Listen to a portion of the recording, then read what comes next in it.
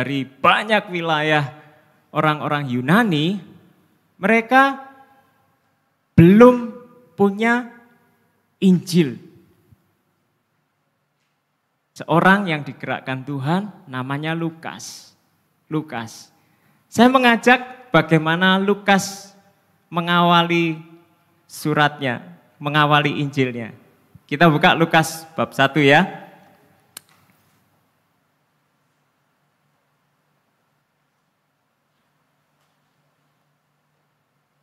Kitab-kitab di dalam Alkitab ini luar biasa.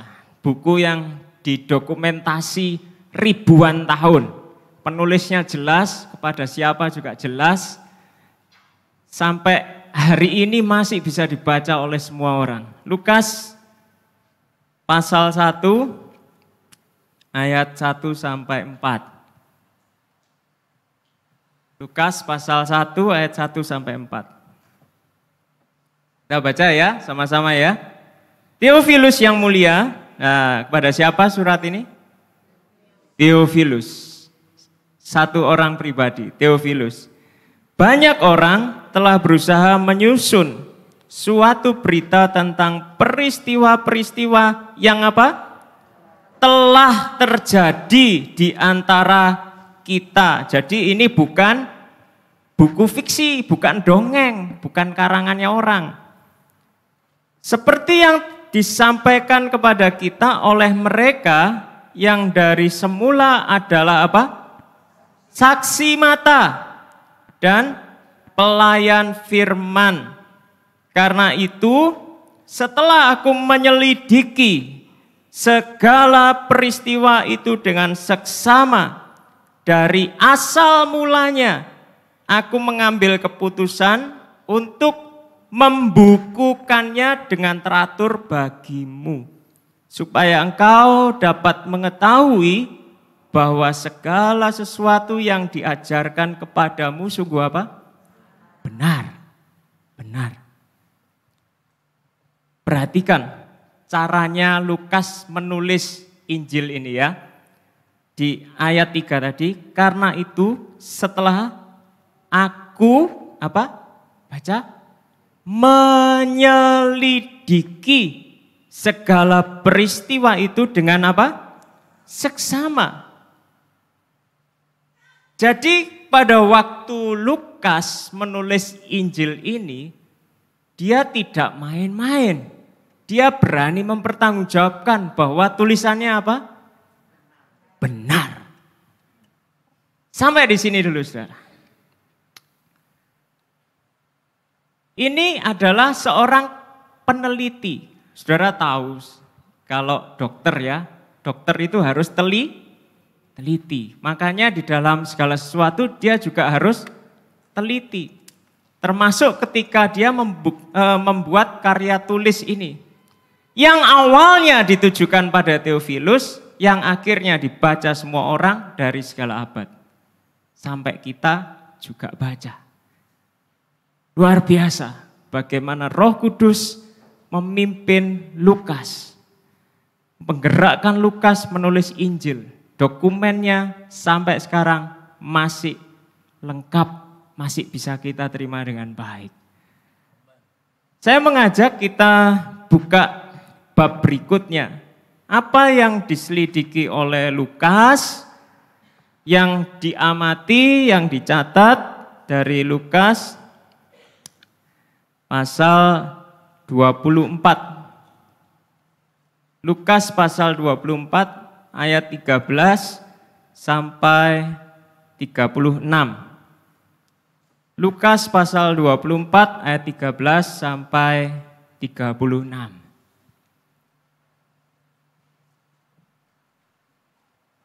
Semua yang bisa baca, ayo sama-sama baca. Anak-anak juga baca. Oke?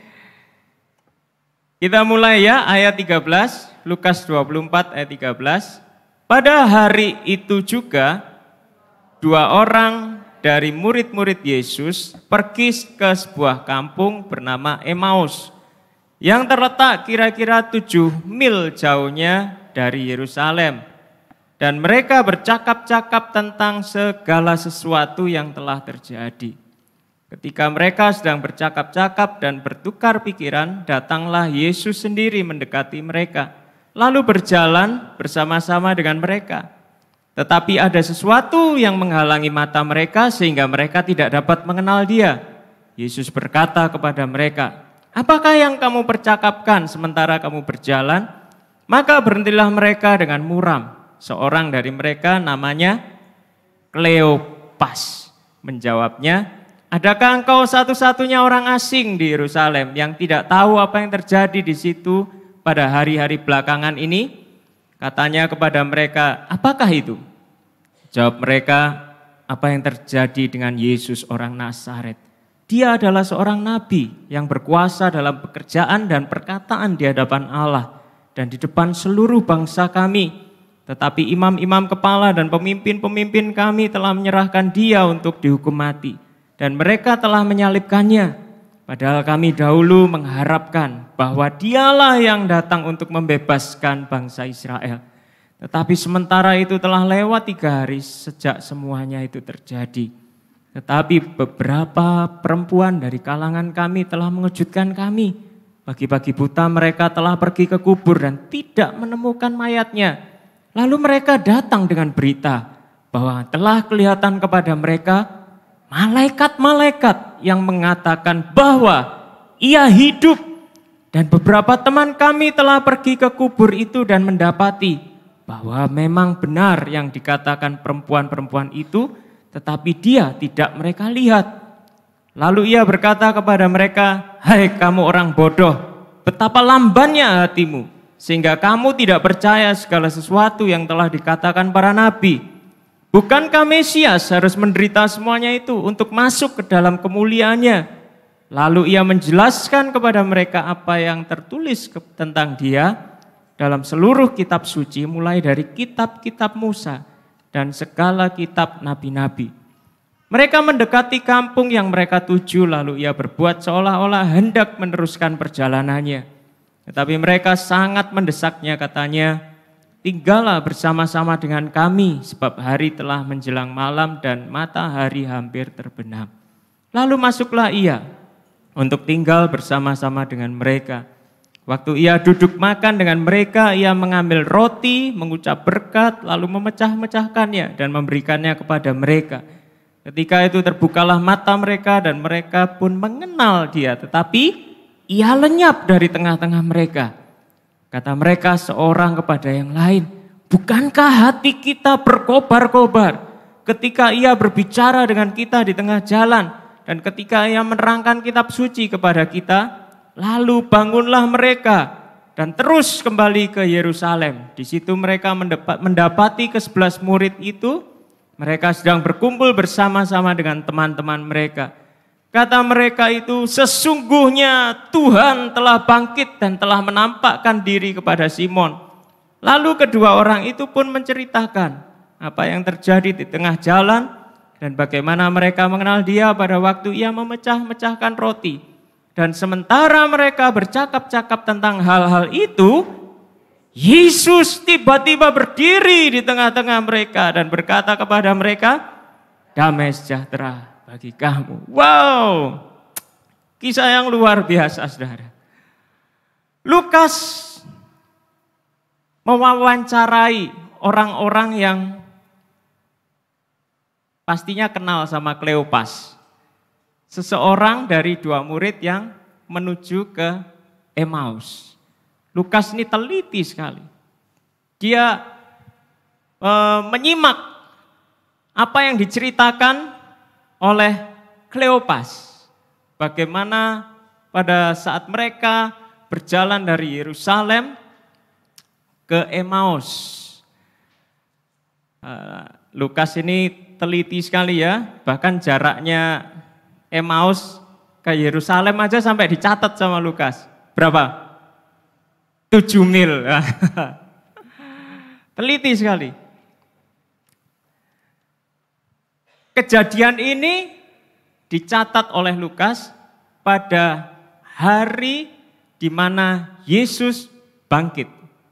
Tadi kalau saudara sudah baca, 2 murid Emmaus ini pergi ke Emmaus setelah mereka mendengar berita bahwa kubur Yesus ternyata apa? Kosong. Dan di mana mayatnya Yesus? Tidak ada. Menurut rumor yang beredar, Yesus bangkit. Tapi dua murid ini belum percaya. Saudara, cobalah pikir.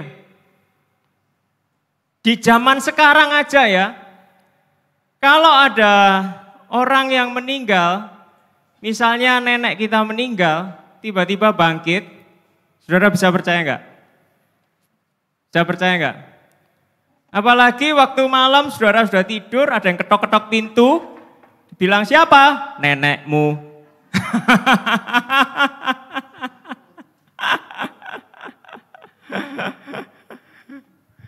Bisa percaya saudara? Sulit. Bukan zaman dulu itu istilahnya banyak hal yang ajaib ya. Kalau zaman dulu meskipun banyak hal ajaib terjadi, tapi kalau dengar ada orang mati bangkit itu berita yang tidak masuk akal. Bagi dua orang murid di Emmaus, kebangkitan Yesus ini mungkin halusinasinya para perempuan yang pergi ke kubur karena mereka cinta sekali sama Tuhan Yesus, mereka bahasa Jawanya ketok-ketokan. Seolah-olah melihat. Ya memang para perempuan itu melihat. Tapi beritanya sulit dipercaya. Kenapa kok dua orang murid ini belum bisa percaya? Mari kita simak satu persatu ya. Pada saat Yesus bertanya kepada mereka, apa yang kamu percakapkan? Lalu mereka bercerita dan di ayat 19,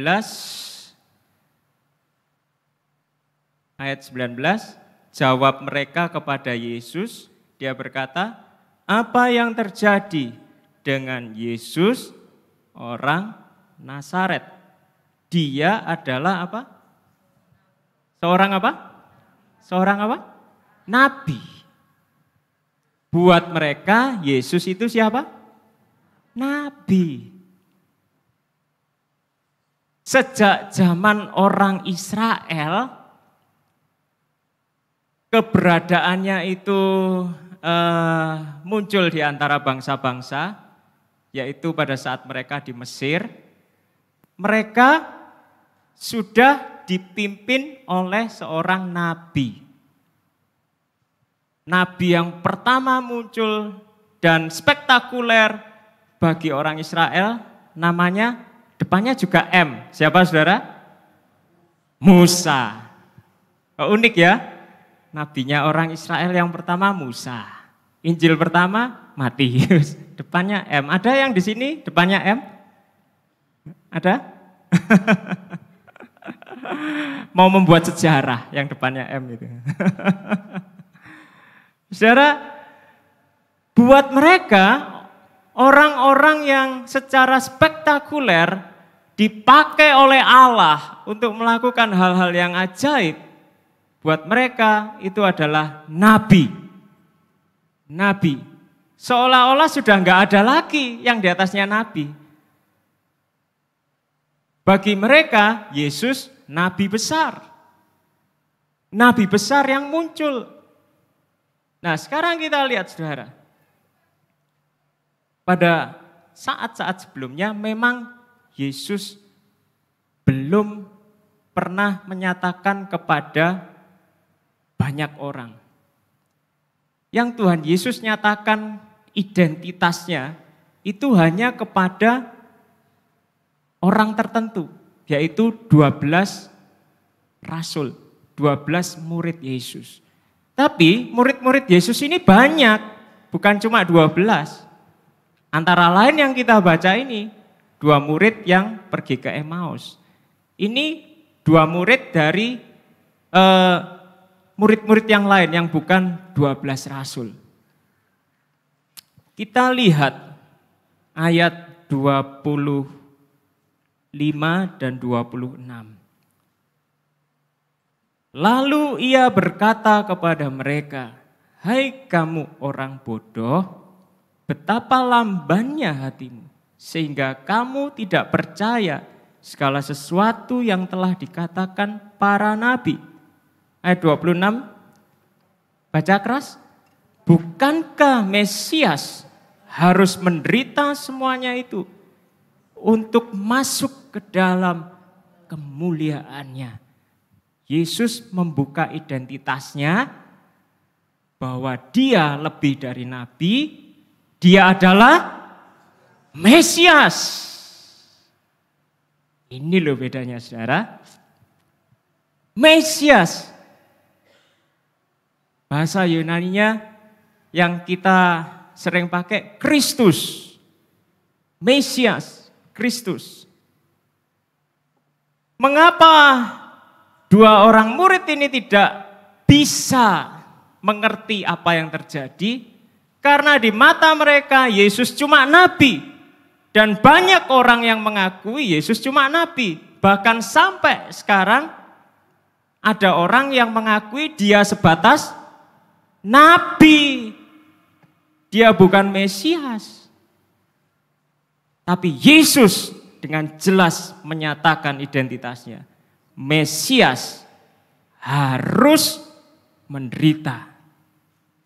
Mesias harus menderita untuk dia masuk dalam kemuliaannya. Saudara yang dikasihi Tuhan, kalau kita ingin mengenal Yesus dengan sungguh-sungguh, mari tempatkan, posisikan Yesus di tempatnya.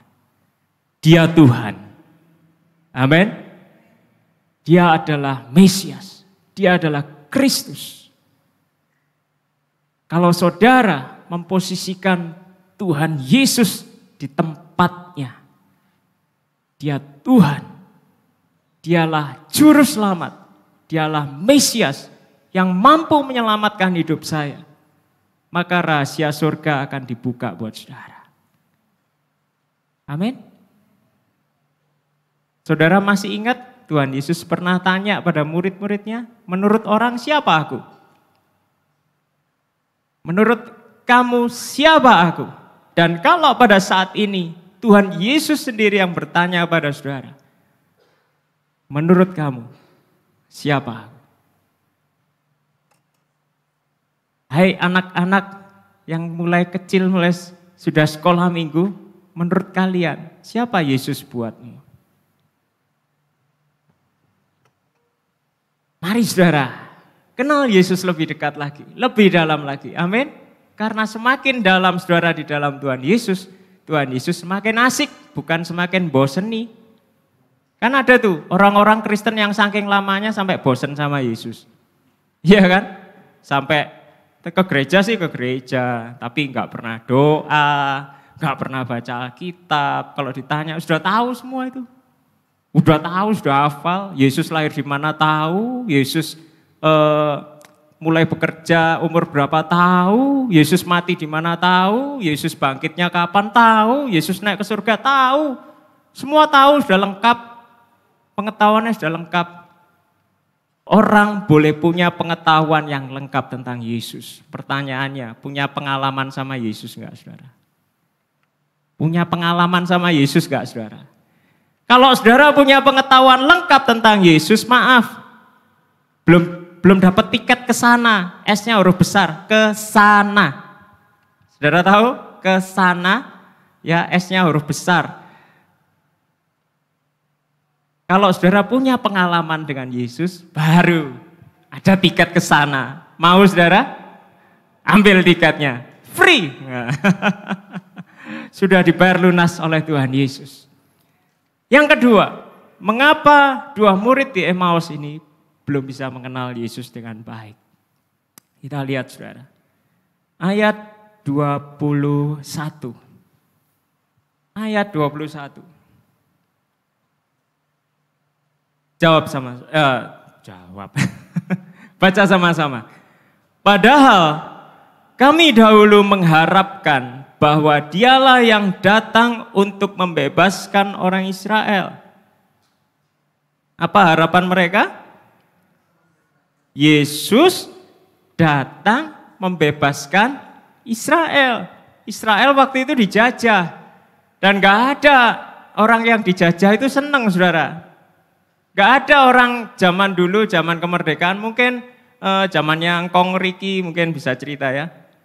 Apa ada orang misalnya orang Indonesia ketemu Malaysia, kamu dijajah siapa? Aku jajah Inggris loh. Kalau kamu, aku jajah Belanda. Bangga, saudara? Gak ada orang yang bangga dijajah. Dan orang Yahudi tidak bangga dijajah oleh Romawi. Mereka menderita. Mereka stres.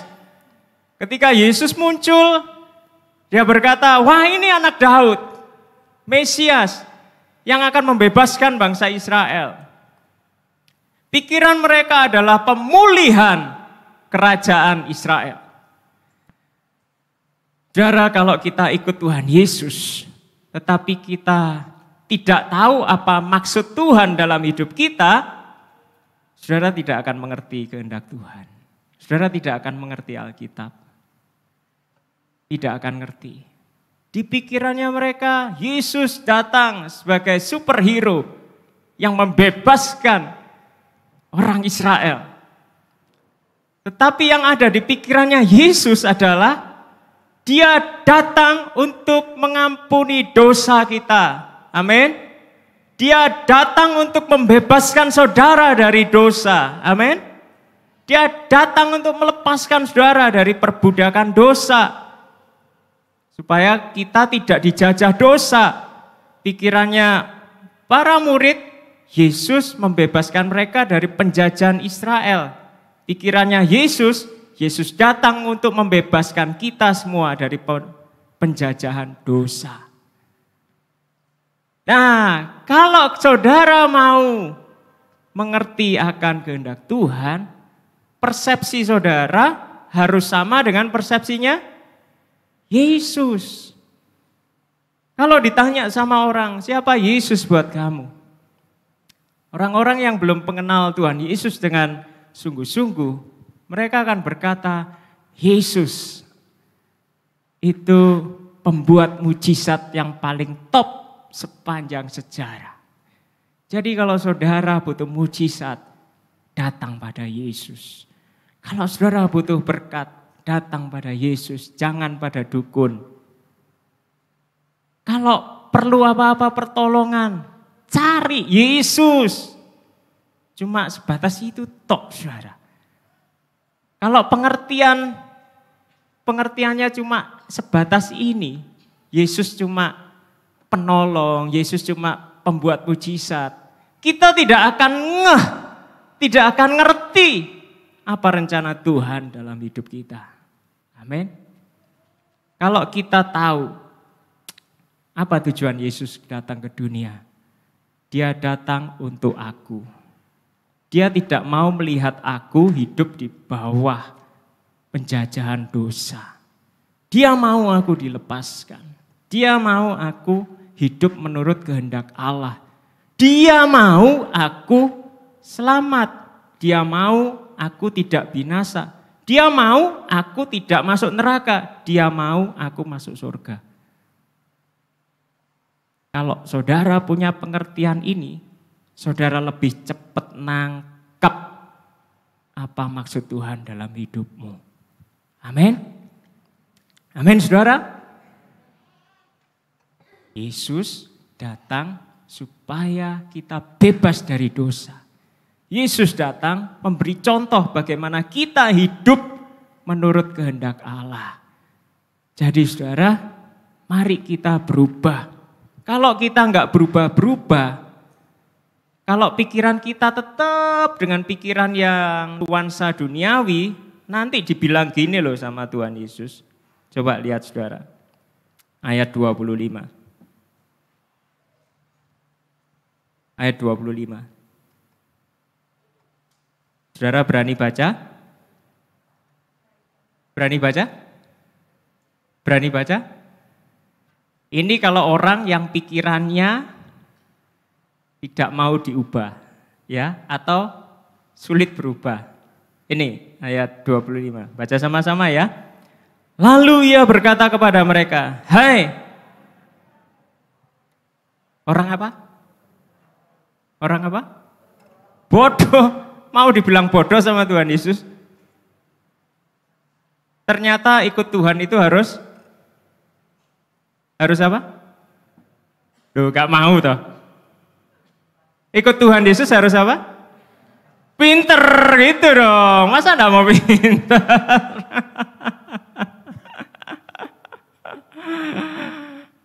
Ada loh beberapa orang Kristen yang berkata, aku ini gak ngerti apa-apa tentang Alkitab, padahal Alkitab di depannya. Lah kenapa kok gak ngerti Alkitab? Waduh, tebel Alkitab. Baca dari mana ya bingung. Gimana cara mengertinya ya bingung. Nggak mau berusaha. Padahal Tuhan Yesus bilang. Saudara dengar? Oh, saya masukkan speaker ya. Saudara dengar? Tuhan Yesus berkata, ketoklah maka pintu akan dibukakan buat kamu.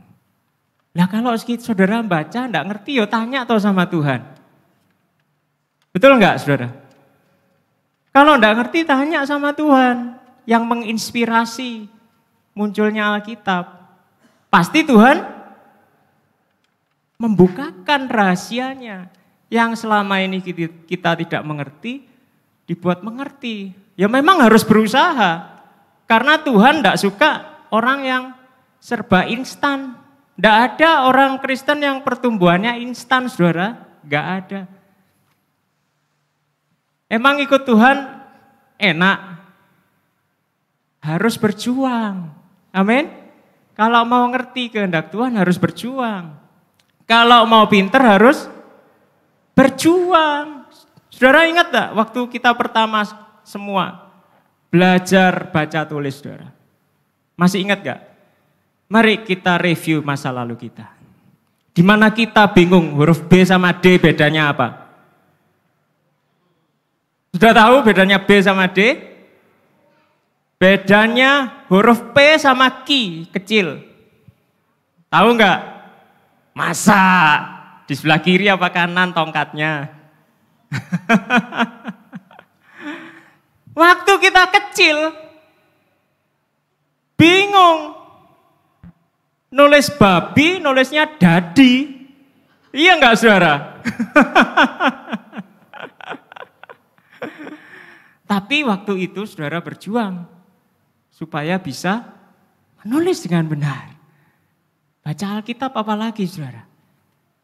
Kita harus berjuang dengan benar. Amin. Ketok, maka pintu dibuka. Kalau saudara ingin tahu, ingin kenal Tuhan Yesus, saudara berdoa sungguh-sungguh. Jangan baca Alkitab tanpa doa, nanti jadi orang Farisi. Farisi milenial. Amin saudara. Kita harus berjuang agar pintar. Supaya Tuhan Yesus gak bilang, kamu lamban. Gak enak lagi kita dibilang bodoh.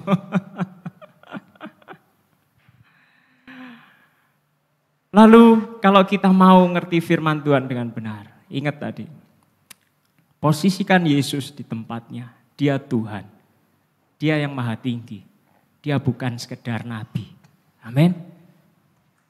Yang kedua, saudara harus punya persepsi yang sama dengan Yesus. Yesus datang untuk mengampuni dosamu, untuk membebaskan engkau dari dosa, dan Tuhan Yesus berikan hidup kekal bagi saudara. Bukan, yang utama bukan bagaimana supaya bisa beli minyak goreng, bukan itu saudara. Bukan bagaimana saudara bisa beli bahan bakar kendaraan, bukan bagaimana supaya bayar tagihan. Bukan supaya bagaimana caranya saudara punya mesin uang, mendapatkan passive income tanpa kerja keras, penghasilan masuk terus. Bukan itu rencana Tuhan yang utama buat saudara. Rencana Tuhan yang utama adalah Tuhan ingin saudara bebas dari dosa. Tuhan ingin menyelamatkan saudara. Tuhan ingin hidup bersama dengan saudara, berjalan bersama dengan saudara. Itulah keselamatan. Kita hidup bersama Tuhan. Immanuel, Allah beserta kita. Bukan cuma slogan tapi kenyataan. Amin saudara? Amin. Dan yang ketiga, saudara harus berjuang supaya pintar, cerdas. Jangan mau nanti Tuhan bilang kita, gak enak ya, supaya gak dibilang gitu, ayo berjuang saudara. Amin. Haleluya. Ku bersyukur buat kasih-Mu menyelamatkan hidupku. Oh Yesus, Tuhan dan Rajaku, dengan apa kan ku balas anugerah-Mu yang ajaib. Biarlah hidupku selalu menyenangkan hati-Mu. Betapa kagum ku melihat perbuatan tangan-Mu, ajaib dan mulianya kuasa-Mu nyata dalam hidupku. Sungguh ku tak dapat mengerti besarnya karya-Mu, oh indahnya, oh heran kasih-Mu. Terima kasih Tuhan, untuk kasih-Mu yang luar biasa, yang telah menyelamatkan hidup kami. Tuhan dan Rajaku, dengan apa akan ku balas anugerah-Mu yang ajaib. Biarlah hidupku selalu menyenangkan hati-Mu. Mari yang mau menyenangkan hati Tuhan, kita bangkit berdiri dengan penuh rasa syukur. Terima kasih Tuhan. Terima kasih Tuhan. Sungguh ku tak dapat mengerti besarnya karya-Mu, oh indahnya, oh heran kasih-Mu. Betapa kagum ku melihat perbuatan tangan-Mu, ajaib dan mulianya kuasa-Mu nyata dalam hidupku. Sungguh ku tak dapat mengerti besarnya karya-Mu, oh indahnya, oh heran kasih-Mu. Terima kasih Tuhan, sungguh kami kasih. Terima kasih Tuhan Yesus. Oh Yesus, Tuhan dan Raja, Kaulah Tuhan dan Raja kami, Allah yang maha tinggi. akan ku balas anugerah-Mu yang ajaib. Biarlah hidupku selalu menyenangkan hati-Mu. Betapa kagum ku melihat perbuatan tangan-Mu, ajaib dan mulianya kuasa-Mu nyata dalam hidupku. Sungguh ku tak dapat mengerti besarnya karya-Mu, oh indahnya, oh heran kasih-Mu. Oh indahnya, oh heran kasih-Mu. Oh indahnya.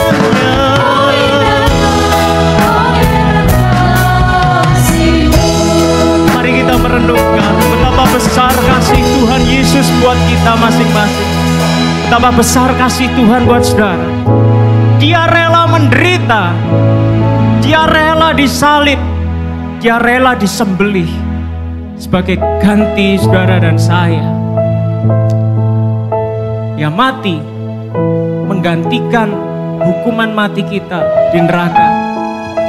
Saudara,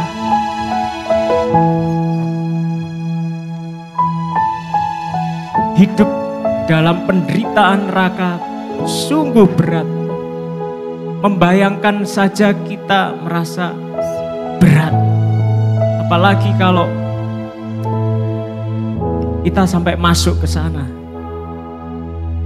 Tuhan Yesus datang mengampunimu, membebaskan engkau.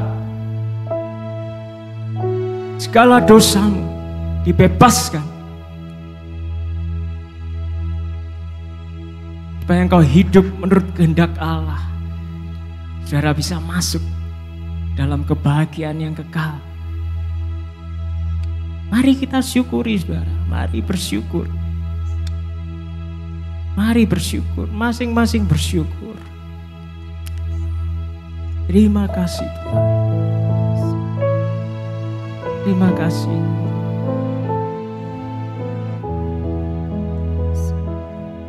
Terima kasih Tuhan.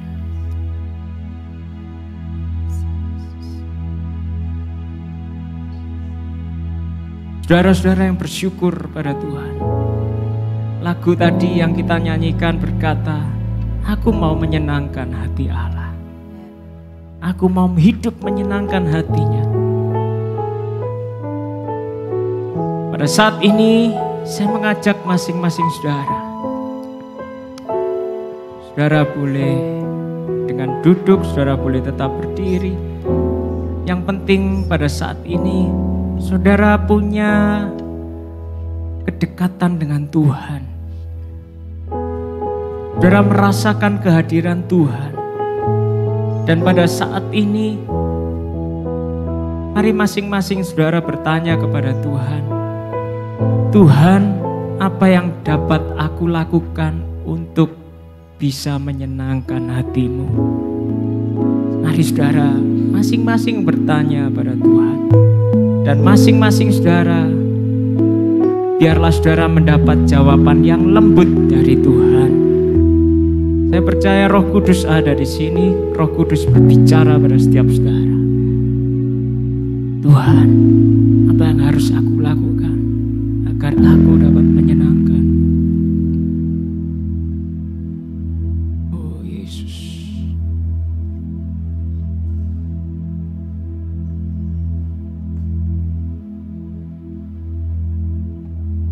Minta dengan sungguh-sungguh, minta dengan sungguh-sungguh.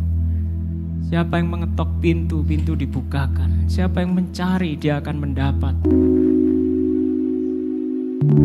Mari terima kehendak Tuhan buat hidupmu masing-masing.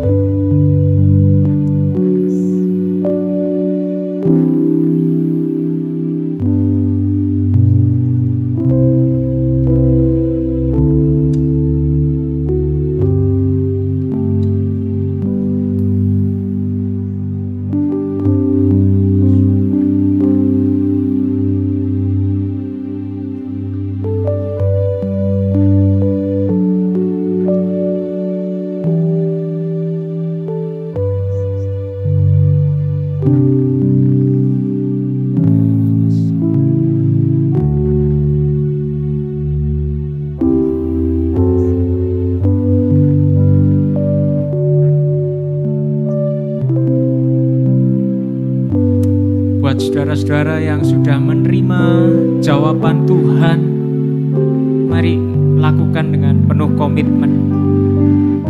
Itu yang Tuhan mau atas engkau. Buat saudara yang mungkin belum mendapatkan, jangan takut, jangan khawatir. Pulang dari tempat ini, saudara terus mencari kehendak Tuhan. terus mencari kehendak Tuhan. Karena Tuhan hanya memberitahu kepada yang sungguh-sungguh. Satukan hati kita, satukan komitmen kita untuk menyenangkan hati Tuhan. Menyenangkanmu, senangkanmu, hanya ini kerinduanku. Mari ucapkan dengan penuh kesungguhan pada Tuhan. Tuhan yang melihat isi hati. Tuhan akan memberkati setiap orang-orang yang bersungguh hati pada Dia. Selamat menyenangkan hati Tuhan. Tuhan Yesus berkati.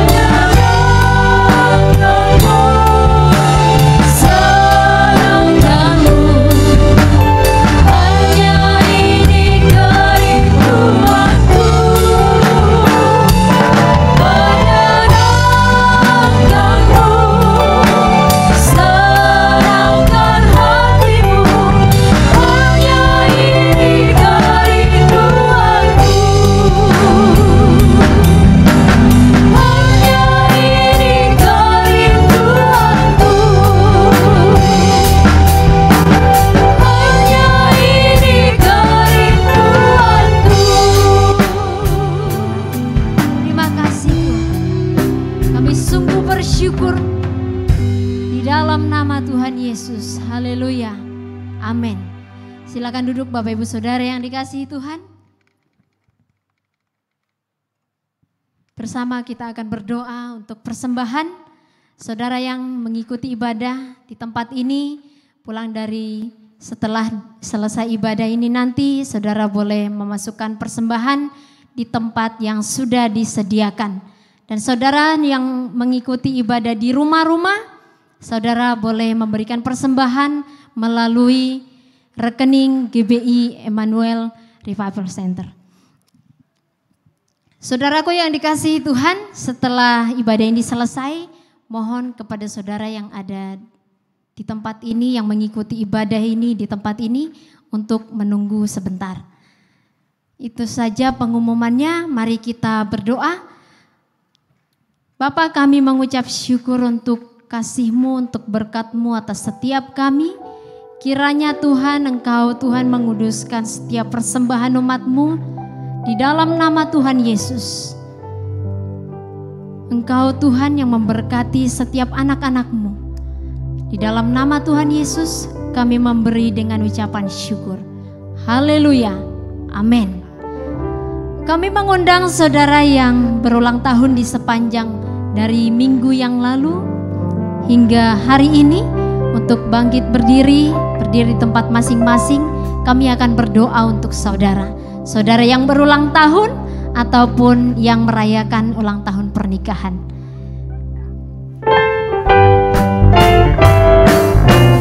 Selamat ulang tahun. Selamat ulang tahun. Selamat dan bahagia.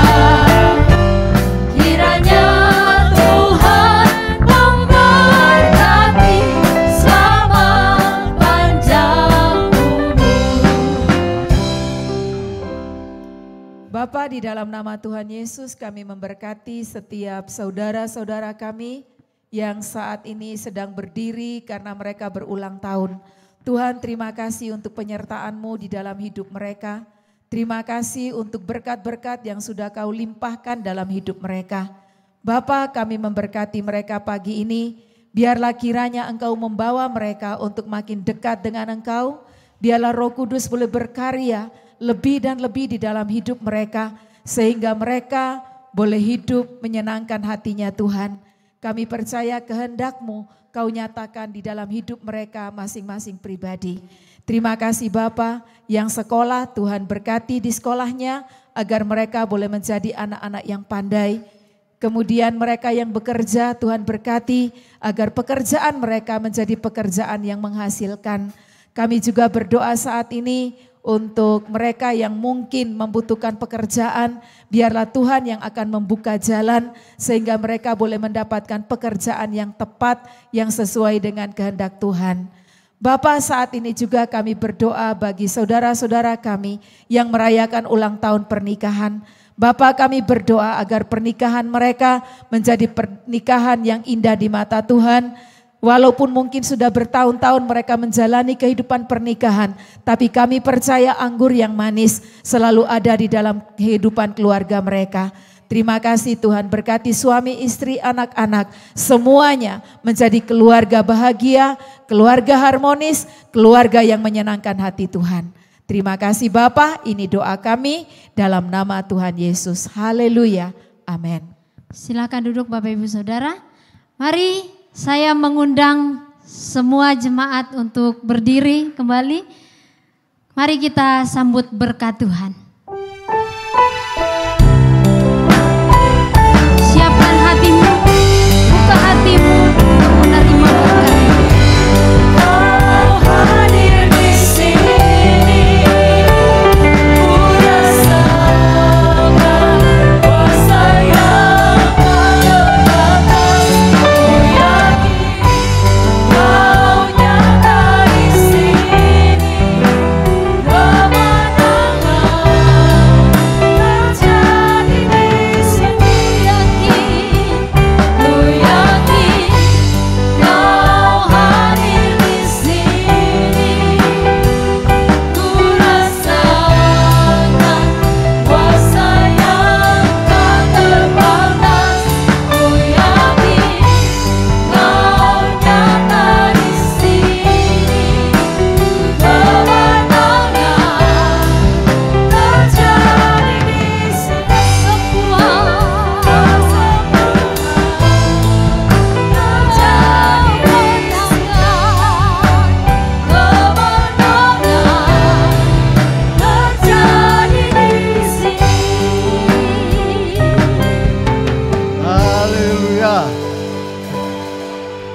luar biasa. Mari sebelum saya menyampaikan berkat, ada berkat besar dari Tuhan. Yesus bangkit. Yesus bangkit.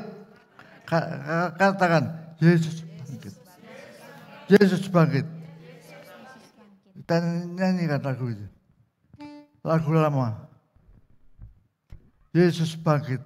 Yesus bangkit. Maka itu haleluya. Memuji Dia.